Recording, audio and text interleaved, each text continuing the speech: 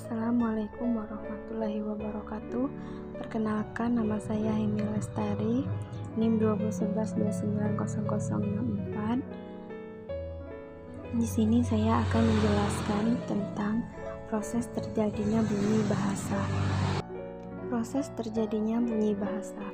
Pengertian bunyi bahasa adalah getaran udara yang masuk ke telinga berupa bunyi atau suara yang dapat terjadi karena dua benda atau lebih yang bergeseran atau berbenturan. Bunyi bahasa dibuat oleh manusia untuk mengungkapkan sesuatu dan dapat terwujud dalam nyanyian atau dalam tutur.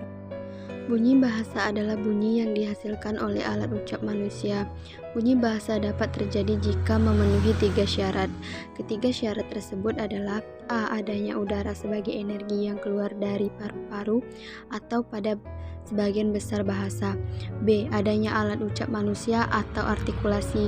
C. Adanya hambatan. Ada dua macam hambatan, yaitu hambatan oleh pita suara dan hambatan oleh artikulasi pada titik artikulasi. Bunyi yang dihasilkan oleh alat ucap manusia, yaitu dalam pembentukan bunyi bahasa ada 3 faktor yang terlibat, yaitu sumber tenaga atau pernapasan, alat ucap yang menimbulkan getaran, dan rongga pengubah getaran, di mana bunyi bahasa yang dihasilkan berbeda-beda. Bunyi bahasa yang arus udaranya keluar melalui mulut disebut bunyi oral. Udara oral, contohnya V, G, F. Bunyi bahasa yang arusnya udaranya keluar dari hidung disebut bunyi sengau nasal, contohnya M, N, N. Bahasa dibedakan menjadi 2, yaitu 1. Vokal. Vokal adalah bunyi bahasa yang arus udaranya tidak mengalami rintangan dan kualitasnya ditentukan oleh 3 faktor, yaitu tinggi rendahnya posisi lidah atau tinggi, sedang, rendah bagian lidah yang dinaikkan atau depan, tengah, belakang, dan bentuk bibir pada pembentukan vokal, vokal bundar atau bukan. 2. Konsonan. Konsonan adalah bunyi bahasa yang arus udaranya mengalami rintangan pada pelafalan konsonan.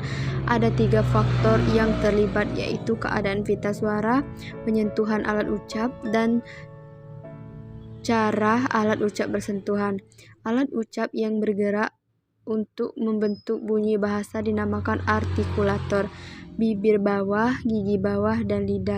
Selain itu juga terdapat fonem dan grafem. Satuan bahasa terkecil berupa bunyi atau aspek bunyi bahasa yang membedakan bentuk dan makna kata dinamakan fonem. Contohnya bunyi V dan B pada kata pagi dan bagi. Fonem berbeda dengan grafem.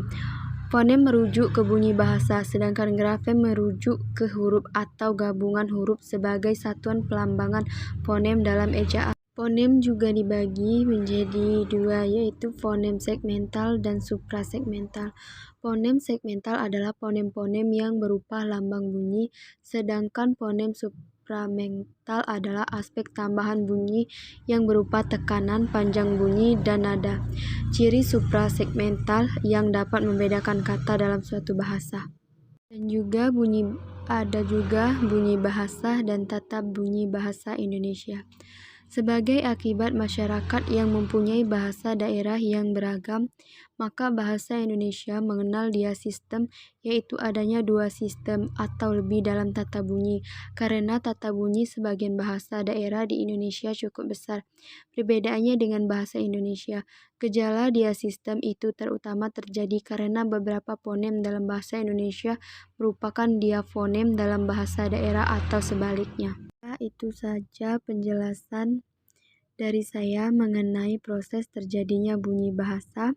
Terima kasih. Wassalamualaikum warahmatullahi wabarakatuh.